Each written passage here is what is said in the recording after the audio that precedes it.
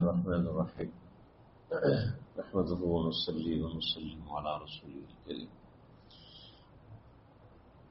جب بچہ پیدا ہوتا ہے تو اسلام نے اس کے لیے کچھ احکامات خود سے مرتب فرمائے ہیں۔ کچھ احکامات اس میں مستحب ہیں، کچھ احکامات اس میں سنت موقدہ ہیں، کچھ احکامات اس میں لازم ہیں۔ تو وہ چند چیزیں میں ایک ترتیب سے عرض کرتا ہوں۔ جب بھی کسی بچے کی پیدائش ہوتی ہے تو بہت سے لوگوں کے ذہن میں مختلف چیزیں ہوتی ہیں اور کچھ لوگوں کو پتہ ہوتا ہے کیا کرنا ہے، مگر ایک ترتیب سے عرض کر دوں تاکہ سب باتیں اس میں کور ہو جائے۔ عیسائی جب پیدا ہوتا ہے بچہ تو اس کے مسلمان ہونے کی ایک علامت مقرر کرتے ہیں کہ اس کے اوپر ایک رنگ ہوتا ہے، اس سے اس کو غسل دیتے ہیں، اور اس غسل دینے کے بعد وہ کہتے ہیں کہ اب یہ مکمل عیسائی ہو گیا، اس کو مبارکباد دیتے ہیں۔ اسلام نے جو احکامات مرتب فرمائے ہیں اس میں جیسے ہی بچہ پیدا ہوتا ہے تو سب سے پہلے اس کا کام نہلانے دھلانے کے بعد، جب بچہ پیدا ہوتا ہے تو جسم پہ آلائش وغیرہ لگی ہوتی ہے، تو اس کو نہلانے اور دھلانے کے بعد، پاک صاف کرنے کے بعد، اس کو کھڑے ہو کر قبلہ رخ کر کے بچے کے دائیں کان میں اذان دی جائے اور بائیں کان میں اقامت پڑھی جائے، جس سے کہ روایت آپ صلی اللہ علیہ وسلم سے ثابت ہے کہ جب حضرت حسن رضی اللہ عنہ پیدا ہوئے تو آپ نے ان کے کان میں اذان دی۔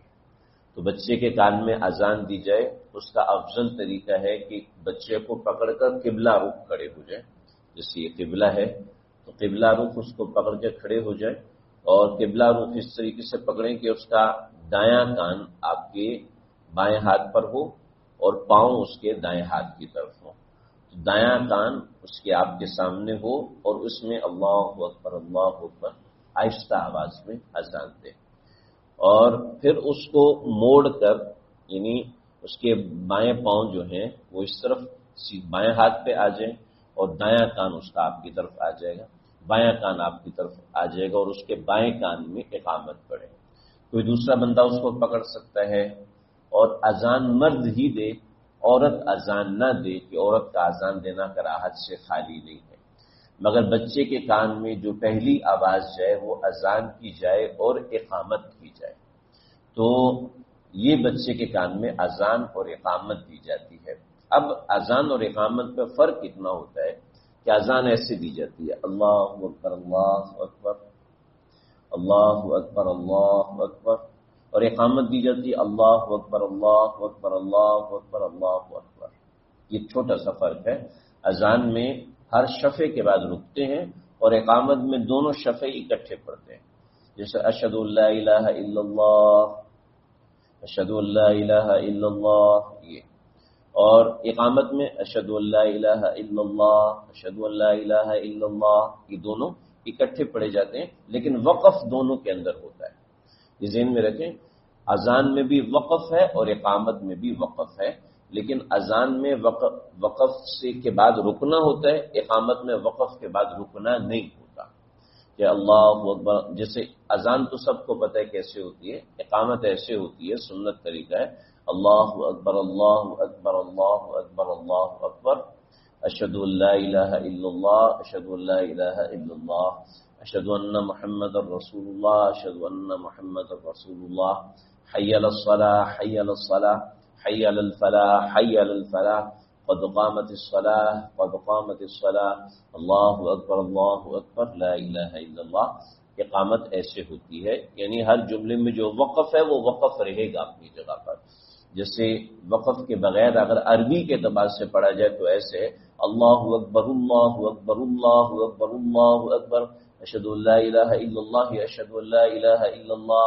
یہ وقف کے تو اگر عربی کے اعتبار سے پڑھا جائے، لیکن عربی کے اعتبار سے ثابت نہیں ہے، ثابت اس طریقے سے، جس طریقے سے ہم قرآن پڑھتے ہیں تو کسی جگہ پہ طوا لکھا ہوتا ہے، کسی جگہ پر قاف لکھا ہوتا ہے، اور تو یہ قاف تو قرآن مجید میں پہلے سے نہیں لکھا ہوا، مگر یہاں پر ہے وقف، وہ وقف ثابت ہے تو اس وجہ سے وہاں پہ طوا لکھا ہوتا ہے۔ ایک جگہ لکھا ہوتا ہے وقف النبی، مطلب اس جگہ اللہ کے نبی کا وقف ثابت ہے، حالانکہ وہ وقف النبی قرآن کا لفظ نہیں ہے، لیکن وہ حاشیے میں لکھا ہوتا ہے تاکہ پتہ چل جائے۔ تو یہ اقامت ہے۔ یہ بچے کا سب سے پہلا حق ہے کہ اس کے کان میں اذان دی جائے اور اقامت پڑھی جائے۔ مفتی صاحبان محمود صاحب رحمۃ اللہ علیہ کی کتاب ہے تربیت اولاد، اور میں ہمارا زندگی بھر کا تجربہ ہے، جس بچے کے کان میں اذان اور اقامت دے دو وہ بچہ کبھی بھی مرتد نہیں ہوتا، یعنی کبھی بھی اس کا اسلام اس سے ضائع نہیں ہوتا، اسلام اس کو مل کے رہتا ہے۔ اگر خدا نخواستہ اسلام اس کا ضائع ہو جائے تو پھر اسلام کی طرف دوبارہ ضرور آتا ہے۔ تو یہ بات ہے۔ تو یہ اذان اور اقامت سب سے پہلا عمل ہے۔ اس کے بعد افضل یہ ہے کہ 7 دن بچے کو چھوڑ دیا جائے اور 7 دن میں بچہ خوراک کھا لے یا جو بھی ہے جس طرح بھی ہے کھانا پینا اس پہ لگ جائے۔ 7ویں دن ایک ترتیب سے کام کیا جائے۔ سب سے پہلے 7ویں دن بچے کا نام رکھا جائے، 7ویں دن سے تاخیر نہ کی جائے، چاہے تو پہلے دن ہی رکھ لے نام بچے کا، پہلے دن ہی نام تجویز کر لے، جیسے کہ آج کل آپ کو برتھ سرٹیفکیٹ بنانا ہوتا ہے تو اسی وقت آپ کو نام لکھوانا ہوتا ہے، نام اسی وقت تجویز کر دیں، 7ویں دن اعلان کر دیں، جیسے آقا علیہ الصلوۃ والسلام کا نام 7ویں دن تھا، ایسی بہت سے صحابہ کا نام بچے پیدا ہوئے آپ نے فوراً ہی ان کا نام رکھ دیا کہ ان کا یہ نام، تو یہ بھی ثابت ہے، ورنہ افضل ہے 7ویں دن نام رکھا جائے۔ اور 7ویں دن نام رکھنے کے بعد اگر لڑکا ہے تو اس کے ختنے کیے جائیں، اگر لڑکی ہے تو اس کے ختنے نہیں ہیں، لہٰذا لڑکا ہے تو اس کے ختنے کیے جائیں گے، اس کے بعد اس کا سر منڈایا جائے گا، لڑکی ہے تو بھی اس کا سر منڈایا جائے، اور پھر سر کے بالوں کے وزن کے برابر چاندی صدقہ کی جائے، یہ بھی مستحب عمل ہے، یعنی کچھ نہ کچھ صدقہ کیا جائے، 2-3 ہزار بنتا ہے تو بچے کے سر کے بالوں کا کچھ صدقہ دے دیا جائے۔ اس کے بعد سر پر گیلی زعفران لگائی جائے، اس کے بڑے فوائد ہوتے ہیں، جیسا کہ متقدمین حضرات کے ہاں یہی معاملہ تھا، تو جس سے سر کے پہلی مرتبہ جب سر صاف کیا جاتا ہے تو ماں کے پیٹ سے بال آئے ہوئے ہوتے ہیں، تو پہلی مرتبہ صاف کیا جاتا ہے تو اندر کی جو آلائشیں جو سر کے اندر ہیں وہ زعفران لگانے سے کافی بچے کو فائدہ بھی ہوتا ہے، اور چونکہ زعفران کی فضیلت ہے تو اس وجہ سے فقہا متقدمین زعفران لگایا کرتے تھے۔ اور اس کے بعد بچے کا عقیقہ کیا جائے۔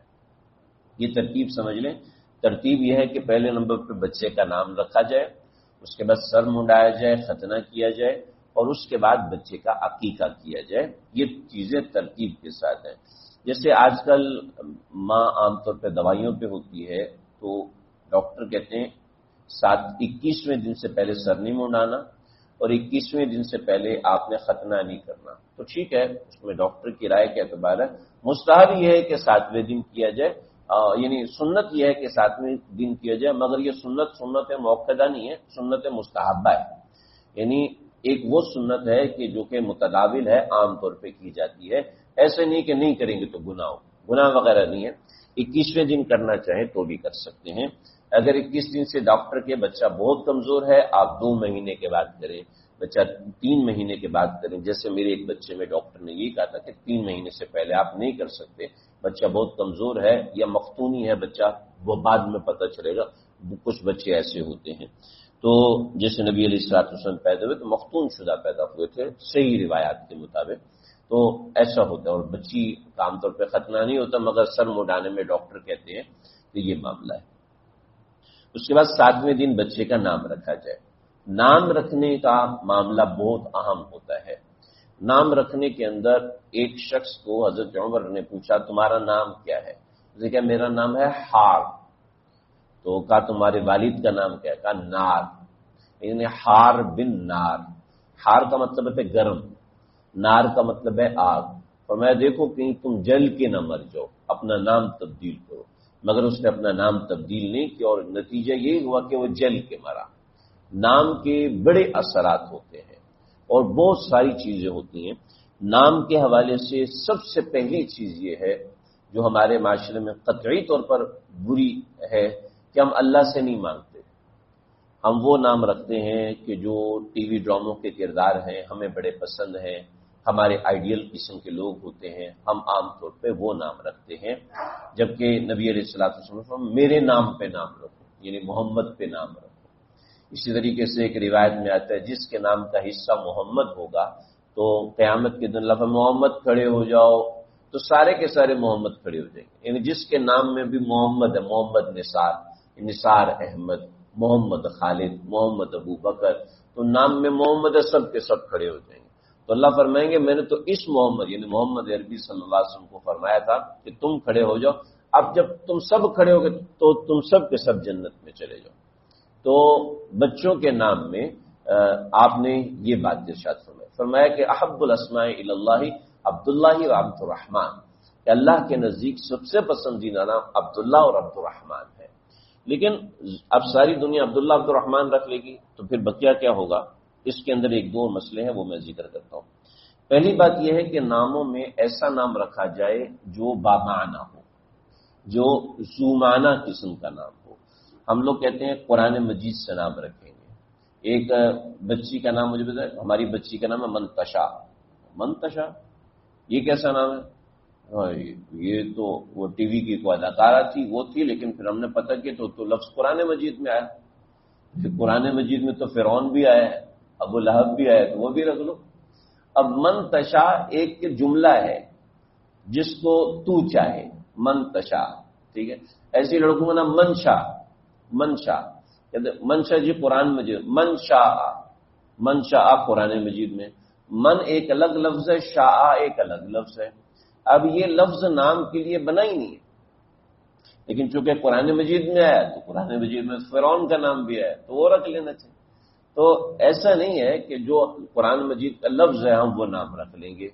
اور اب پچھلے دنوں ایک صاحب بڑے پاگل، میری بچی میں نے نام میرب رکھنا ہے. دیکھیں یہ کیسا نام، زندگی میں پہلی بار سنا. پھر بتایا کہ وہ ٹی وی ایکٹریس ہے کوئی بہت بڑی، اس کا نام ہے، اس کے اوپر رکھنا ہے. انا للہ و انا الیہ راجعون. جس شخصیت سے متاثر ہو کے نام رکھیں گے اب یقین کریں اس شخصیت کے اثرات بچے میں آتے ہیں، اور بالکل آتے ہیں. نام کے اثرات آنا یہ لازم ہے. چنانچہ آپ صلی اللہ علیہ وسلم نے حضرت ابو ہریرہ، ان کا نام تھا عبد الشمس، آپ نے ان کا نام تبدیل کر دیا، تمہارا نام آج سے عبد الرحمن ہے. پھر خود ہی ابو ہریرہ بولا تو ابو ہریرہ مشہور ہو گئے، ورنہ نام ان کا عبد الرحمن تھا، عبد الشمس سے بدلی کیا. حضرت ابو بکر کا نام عبد الکعبہ تھا، یعنی کعبے کا بیٹا یا کعبے کا بندہ. آپ نے نام بدلی کیا تھا، تمہارا نام آج سے عبداللہ ہے. ان کا نام عبداللہ رکھ دیا، عبد الکعبہ سے ہٹا دیا. چنانچہ جو نام آپ صلی اللہ علیہ وسلم کو شرکیہ معلوم ہوتے تھے آپ ان کا نام تبدیل فرما کے ان کا نام اچھے لفظ سے تبدیل فرما دیتے تھے. اس لیے بچوں کے ایسا نام رکھنا چاہیے کہ جس میں سعادت مندی. اس میں سب سے پہلی چیز ہے کہ اللہ تعالیٰ سے مانگے، اور اللہ تعالیٰ اس میں بندے کی مدد بھی فرماتے ہیں کہ بچے کا کون سا نام سب سے زیادہ بہترین، کون سا نام سب سے زیادہ بہتر ہے، ایسا نام رکھا جائے. تو ایسا نام میں نے ایسا ہوا کہ میرا بچہ ایک بچہ پیدا ہوا تو میں نے سب بھائیوں سے پتہ کہ بھی اچھے نام بتائیں. سب نے اچھے نام بتائے. 10 نام کی فہرست بنی اور والد صاحب کے سامنے رکھ دی کہ آپ رکھیں.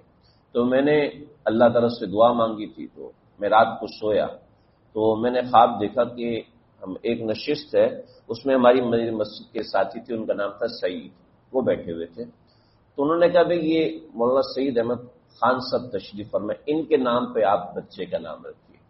تو مولانا سعید احمد خان صاحب کے سامنے میں گیا تو انہوں نے کہا یہ ابو سعید خدری رضی اللہ عنہ بیٹھے ہوئے، ان کے نام پہ رکھو، ہمارے نام پہ کیوں رکھتے؟ تو میں نے اب والد صاحب نے نام تجویز کر دیا تو میں نے والد صاحب کو خواب سنایا کہ ابو یہ میں نے خواب دیکھا. تو ابو نے کہا پھر تو سب سے بہتر یہ نام رکھنا چاہیے.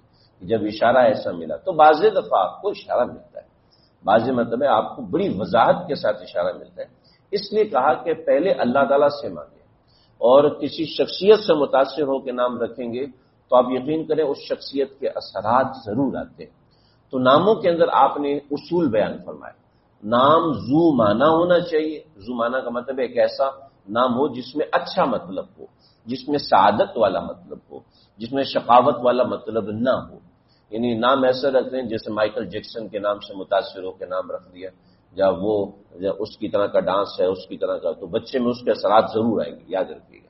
اور کسی نیک شخصیت سے متاثر ہو کے نام رکھا تو اس شخصیت کے اثرات بچے میں آتے ہیں. میرے ایک بچے کا نام ہے محمد تقی، میں نے مفتی تقی عثمانی صاحب سے متاثر ہو کر رکھا. میرے پاس تقریباً اس وقت سینکڑوں کتابیں ہیں، ان سینکڑوں کتابوں کا اس کو پتہ ہوتا ہے، بعض دفعہ مجھے نہیں پتہ ہوتا. نام کے اثرات ہیں، اور آپ حضرات کے سامنے بھی اس کی مثالیں ہوں گی. تو تو ایسا نام رکھا جائے جو کہ بامانہ ہو، اور ایسا نام رکھا جائے جو کہ صحابہ کرام، اللہ کے نام یا رسول اللہ صلی اللہ علیہ وسلم کے ناموں میں سے ماخوذ ہو۔ یہ دو بنیادی چیزیں ہیں، ذو معنی نام ہو، اور اب بھلے سے اردو میں نام ہو، بھلے سے عربی میں نام ہو، بھلے سے انگلش میں نام ہو، لیکن جس زبان میں نام، عربی میں ہونا ضروری نہیں ہے نام، ہمارے ہاں ہمارے معاشرے میں عربی نام رکھنے کا رواج ہے، عربی میں ہونا ضروری نہیں، ذو معنی قسم کا نام ہونا چاہیے، اور اچھے الفاظ میں ایسا نام ہونا چاہیے جو صحابہ کرام، تابعین، طبع تابعین یا ان حضرات کے ناموں سے ماخوذ ہو۔ تو یہ بچے کا ایک بنیادی طور پہ حق ہوتا ہے، اس کا ایک اچھا نام تجویز کیا جائے، اور اچھے نام کے اندر آپ تاخیر بھی کر سکتے ہیں، اس لیے 7 دن کا وقت رکھا کہ 7 دن رکھ لو۔ یہ بنیادی باتیں ہوگی بچے کی پیدائش کے حوالے سے جو اس کے حقوق ہوتے ہیں۔ اس کے اوپر بھی بہت سے احکامات ہیں کہ بچہ اگر پیدا ہوتے ہی مر گیا، اس نے ایک چیخ بھی نہیں ماری، اس صورت میں کیا احکامات ہیں، وہ تو ظاہر بات ہے ایسے ہے کہ عام طور پہ احکامات معروف ہیں۔ یہ بنیادی چیزیں ہیں، موٹی موٹی باتیں بچے کی پیدائش اور اس کے حقوق اور حق کے حوالے سے۔ اس کے علاوہ کوئی موٹی بات ہو، کوئی ضروری بات ہو پوچھنا چاہیں، یا اس کے علاوہ کوئی بات پوچھنا چاہیں کسی مسئلے کے حوالے سے پوچھ سکتے ہیں۔ میری بات آج یہی پر ہے۔ صلی اللہ تعالی علیہ وسلم۔ کوئی سوال تو نہیں؟ ٹھیک ہے، بسم اللہ الرحمن الرحیم، الحمد للہ والصلاة والسلام علی سید الانبیاء والمرسلین نبینا محمد وآلہ وصحبہ اجمعین۔ اللهم ربنا تقبل منا انك انت السميع العليم وتب علينا انك انت التواب الرحيم وصلى الله تعالى على خير خلقه محمد وآله وسلم۔ ہاں یہ تو بتانا بھول گیا، لڑکے کے لیے 2 بکرا یا 2 بکری، اور لڑکی کے لیے عقیقے میں 1 بکرا یا 1 بکری۔ اس عقیقے کے احکامات یہی ہیں جو قربانی کے احکامات، چاہے آپ سارا گوشت خود استعمال کریں، چاہے سارا گوشت صدقہ کر دیں، چاہے فریج میں رکھ کے استعمال کریں، اس میں کوئی ایسے مسئلے والی بات نہیں۔ ہمارے پچھلے دن ایک ساتھی وہ عمان میں تھے، انہوں نے کہا میں نے بچے کا عقیقہ کرنا ہے، تو ان کے والد صاحب نے پاکستان سے پوچھا بھائی عقیقہ کا گوشت ہمیں کیسے بھیجو گے؟ عقیقے کے گوشت پہ تو دادا دادی کا پہلا حق ہوتا ہے، نانا نانی کا پہلا حق ہوتا ہے۔ تو انہوں نے مجھ سے پوچھا، میں نے کہا حق تو ہمارا بھی ہے لیکن وہ محبت والا حق ہے، ایسے نہیں ہے۔ اچھا، عقیقے 7ویں دن، 14ویں دن اور 21ویں دن کے اندر اندر عقیقہ کر سکتے ہیں۔